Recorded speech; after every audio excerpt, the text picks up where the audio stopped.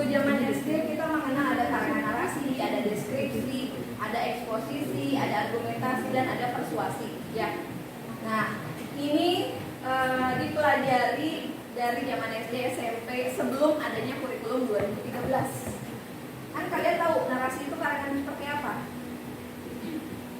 Narasi karangan seperti apa?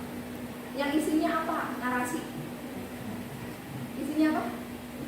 Cerita. Ya, narasi itu biasanya isinya itu adalah cerita. Kalau deskripsi, deskripsi gimana? Deskripsi? Ayo, belajar tidak? Ini dulu di SD. Menggambarkan sebuah objek. Betul, gambaran sebuah objek. Cara mudahnya sih memahami yang berhubungan dengan panca indera, apa yang dilihat, apa yang didengar, apa yang dirasakan, gambarkan lewat tulisan. Itulah sebuah paragraf deskripsi. Kalau eksposisi yang bagaimana? Halo? Eksposisi yang bagaimana? Yang menjelaskan, memaparkan. Ya, intinya ini adalah pemaparan atau penjelasan. Kalau argumentasi, iya, yang berisi opini. Kalau persuasi, nah, ini yang berisi ajakan. Ajakan. Nah, ini kan dulu kita pemahamannya sesimpel ini. Nah, ketika di tahun 2013 konsep materi kebahasaan yang di bahasa Indonesia itu mengadopsi konsep teks berdasarkan kalau di bahasa Inggris itu disebutnya tuh genre gitu ya kalau dia. Nah, ada perubahan. Kenapa pelajaran bahasa Indonesia itu mengambil konsep teksnya itu berdasarkan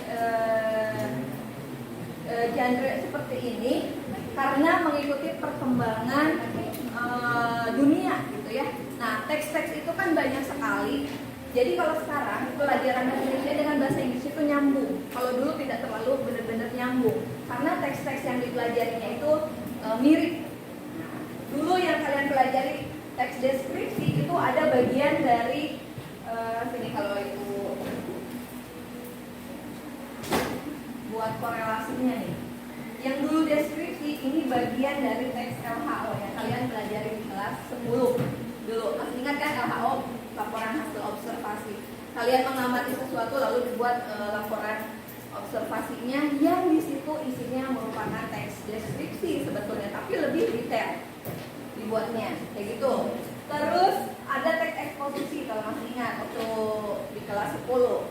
Teks eksposisi ini agak berbeda nih dengan konsep eksposisi yang dulu dipelajari sebelumnya. Karena eksposisi yang dimaksud di sini argumentasi dan persuasi masuk ke sini. Agak berbeda. Jadi di eksposisi ini sudah memuat teks argumentasi dan teks persuasi. Yang tadi sama dijelaskan oleh yang ada di video ya di awal. Kalau kalian lihat jenis-jenis esai, ada esai yang deskriptif, persuasif, ada yang eksposisi gitu. Itu yang di awal ada empat jenis yang dijelaskan di awal. Nah, terus kalau eksplanasi, penjelasan yang waktu itu disebut eksposisi, masuknya dalam konsep ini itu adalah teks eksplanasi. Bu, pusing, nggak usah dipikirkan. Ini hanya ibu menyambungkan saja, gitu ya, menyambungkan konsep yang pernah kalian pelajari sebelumnya biar nyambung. Gitu. Dulu aja, ini sedikit cerita nih. Waktu awal-awal ke 2013, ibu itu dapat pelatihan cuma seminggu, sementara konsepnya itu jauh berbeda. Ibu cari referensi yang bahasa Indonesia itu tidak ada. Semuanya referensinya itu ternyata, gitu. Kenapa? Awalnya ibu juga aneh, kenapa ini cari referensinya dari mana gitu. Ibu baca buku teksnya aja nggak ngerti gitu waktu itu. Di awal tahun 2013 gitu. Karena konsepnya ternyata konsep yang biasa digunakan dalam bahasa Inggris. Ketika ibu diskusi dengan, waktu itu ketemu dengan temen yang lagi kuliah S2, dia baru menjelaskan kalau konsep dalam pembelajaran bahasa Inggris itu ngambilnya dari konsep bahasa Inggris. Jadi teks-teks guru bahasa Inggris itu bisa nyambung. Ibu ngobrol lah dengan guru bahasa Inggris waktu itu, ada Bu Gir, Bu Delis gitu ya, Bu Delis Nurvita. Ternyata bener nyambung gitu.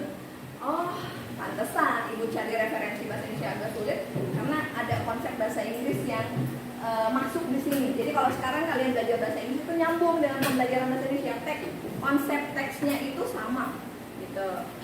Nah, ini sedikit sejarah gitu ya, ibu jelaskan ini. Nah, kemudian nyambung ke esai, apa hubungannya dengan teks argumentasi? Nah, sebetulnya kita itu di bab 1 sedang mempelajari judul di situnya mah cuma teks argumentasi. Tapi coba lihat sampai halaman belakang kalian kalau kalian tamat baca bukunya di bab 1 itu diminta membuat poster ya yang ada unsur persuasifnya. Jadi dalam satu bab itu membahas argumentasi dan persuasif. Yang tidak lain sebetulnya kita itu sedang membahas adalah teks eksposisi. Jadi kalau tadi ada pertanyaan struktur esai, struktur apa? Format esainya itu seperti apa, Bu? Format itu kan bentuk ya. Bentuk itu berarti ke struktur kan? Struktur teksnya seperti apa, Bu, untuk esai? Karena esai itu adalah bagian dari teks eksposisi, contoh realnya. Tadi kan Ibu tanya, contoh paragraf argumentasi waktu yang di Kahoot ya, itu apa? Gitu kan tadi ada jawabannya editorial ya. Nah, gitu. Itu adalah contoh argumentasi. Tapi tidak semua teks eksposisi itu full teks argumentasi. Ada yang ujungnya itu ada teks persuasifnya. Strukturnya seperti apa? Ada yang udah pernah tahu? Di kelas 10 kita pernah mengulas tapi sangat singkat di teks eksposisi. Ada yang masih ingat? Struktur teks eksposisi ada 3. Ada yang masih ingat? Sebelum debat kalau tidak salah waktu itu kita bahas teks eksposisi dulu ya. Ada yang masih ingat? Ya? Ya? Apa? Tesis, betul, tesis. Apa itu tesis? Tesis adalah isu. Isu yang bagaimana? Isu yang bagaimana tesis? Isu yang bagaimana? Yang mengandung apa? Tesis ada istilah lainnya itu merupakan pernyataan. Pernyataan apa? Pernyataan pendapat alias ya tuh masih ingat gak? Itu tesis. Sebuah tesis bisa dikatakan tesis kalau ada apanya? Yang kedua, argumen, betul. Bukan opini dan pendapat. Kenapa argumen lagi? Argumen yang dimaksud di sini itu bukan argumen sebagai pendapat, tapi merupakan, masih ingat? Alasan atau bukti pendukung dari opini. Kemarin misalnya Indonesia saat ini belum mengalami resesi. Itu kan argumen Ibu misalnya, belum mengalami resesi. Alasannya apa? Buktinya masih banyak masyarakat yang bisa memenuhi kebutuhannya, masih daya beli masyarakatnya walaupun berkurang tapi masih bisa gitu. Tidak benar-benar tidak terbeli apa-apa misalnya gitu ya. Itu kan jadi argumen-argumen. Argumentasi di sini gitu ya. Argumentasi di sini itu adalah alasan atau bukti yang mendukungnya. Lalu yang ketiganya apa? Ada tesis, ada argumen, ada apa? Penegasan ulang. Betul kan? Ini pernah dipelajari ya dulu ya? Penegasan ulang. Jadi bukan Ibu yang lupa kan? Penegasan ulang itu apa maksudnya? Bisa berisi, namanya juga penegasan ulang, visual atau bisa juga berupa tadi apa? Kira-kira sama tidak dengan yang tadi diungkap di video nih? Nah, belum muncul. Ini adalah strukturnya. Kan kalau yang di video berbicara tentang step atau langkah-langkahnya ya, langkah-langkah untuk lebih teknis membuat sebuah esai itu seperti apa langkah-langkahnya. Yang pertama tadi tentukan dulu topiknya. Kalau kalian sudah punya judul dalam proyeknya, tentukan, pastikan judulnya. Tapi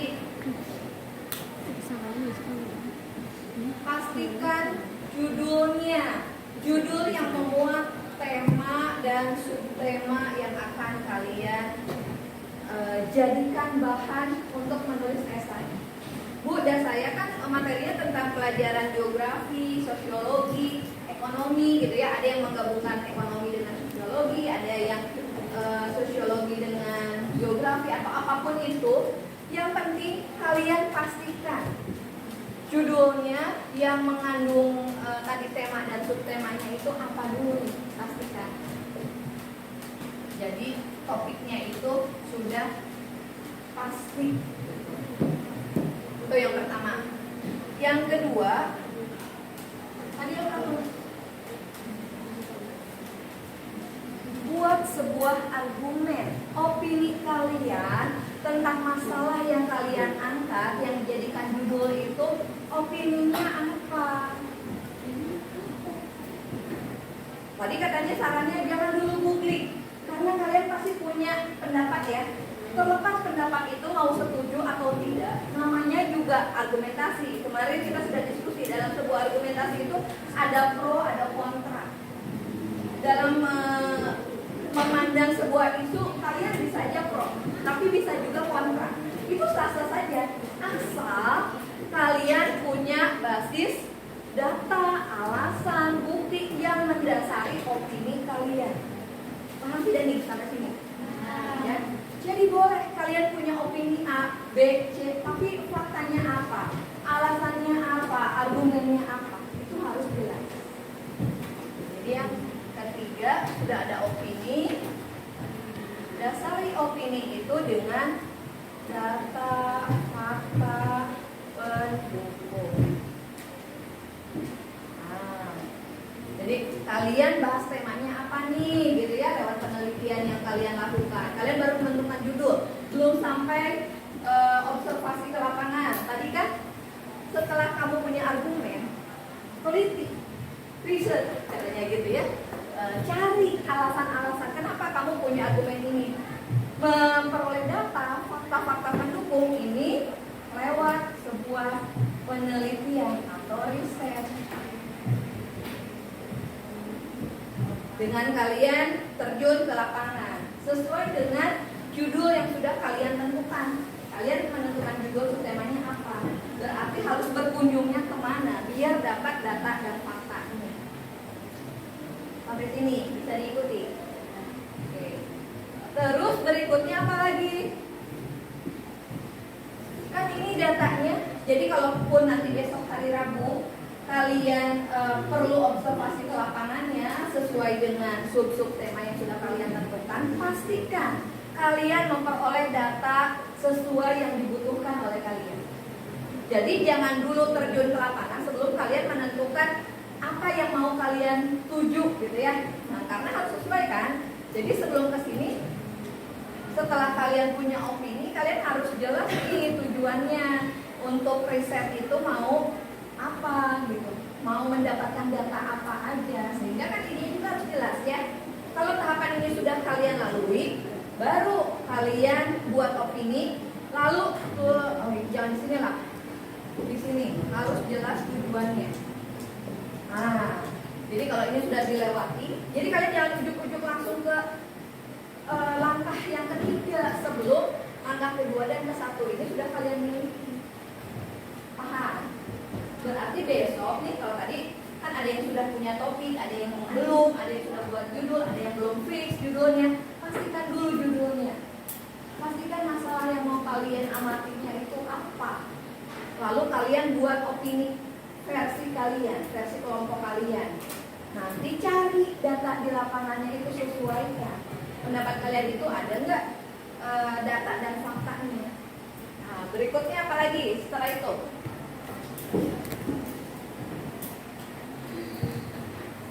Nah, kalau sudah dapat datanya, sudah lengkap nih, baru ke teknis. Nah, udah teknis banget nih yang keempat. Ini mungkin kalian akan temukan itu data-data berupa sekumpulan poin-poin penting gitu ya. Nah, ini poin-poin pentingnya nanti kalian dapatkan poin penting. Nah, poin penting inilah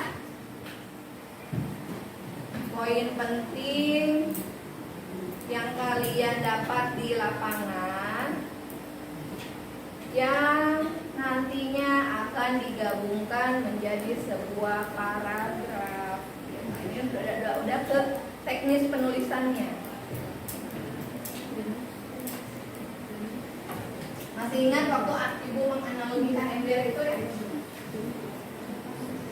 Kalian ceritanya kalau mau nulis itu kan mau mengeluarkan air dalam kepala kalian ya.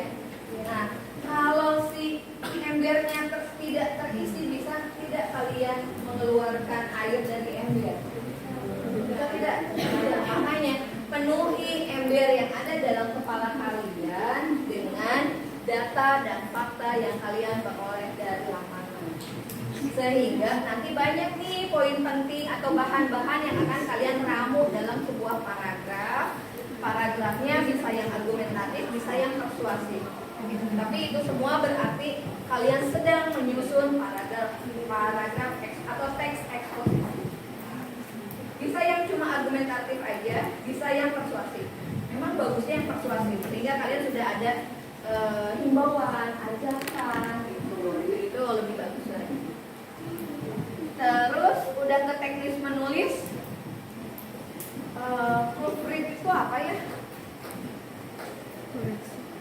Ibu nggak jago bahasa Inggris, tapi tadi Ibu sampaikan video ini mungkin lebih relate ya dengan kalian ya, lebih nyambung mungkin.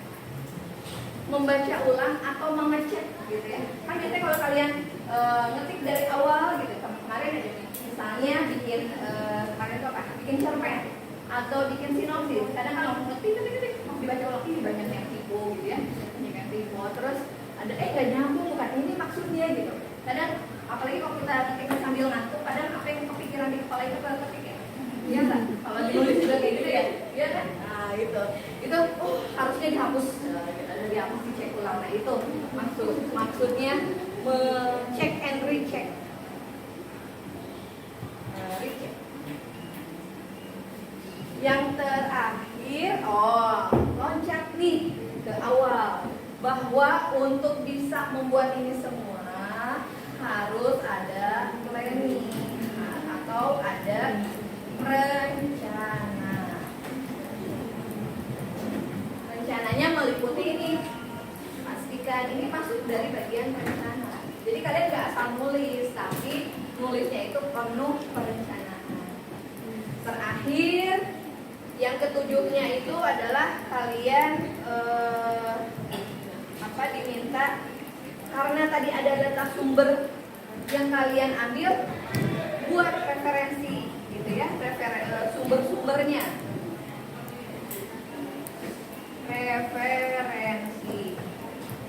Referensi atau daftar pustaka.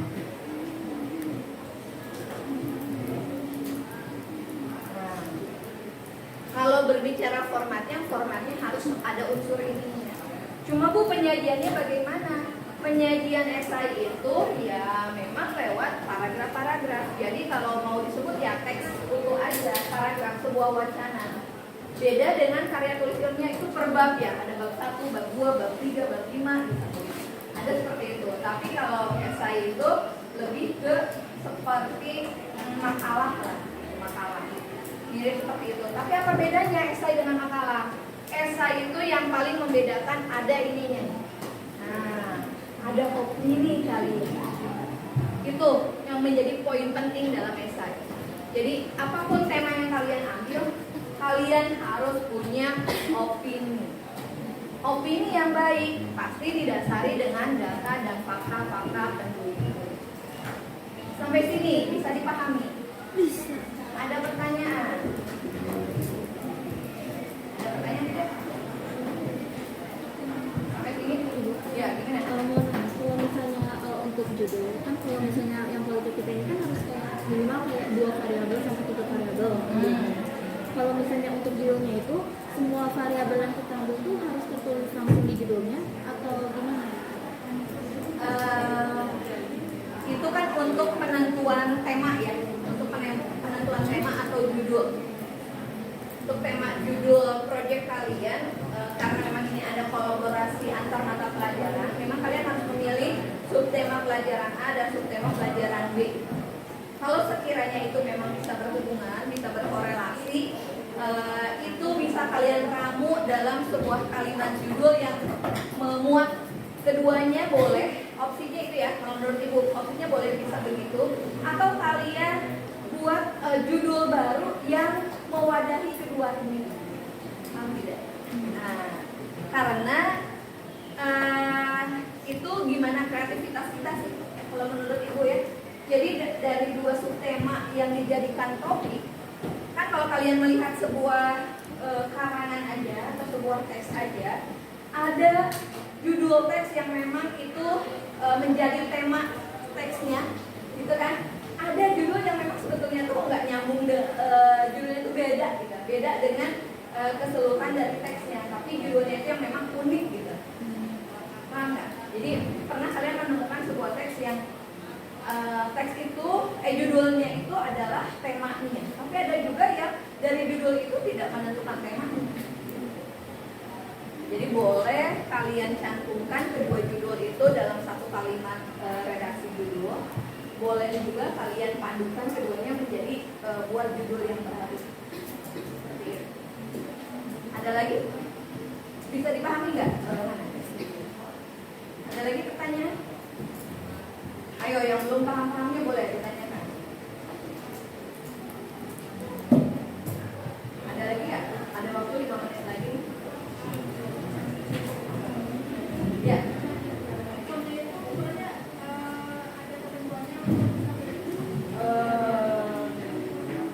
Itu nanti gua harus tanyakan dulu karena koordinatornya itu Bu Lina ya.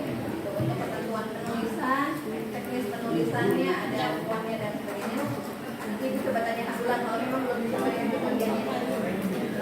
Biasanya sih standar itu kalau tidak Times New Roman, misalnya kalibri antara 11 atau 12 kan biasanya gitu standar.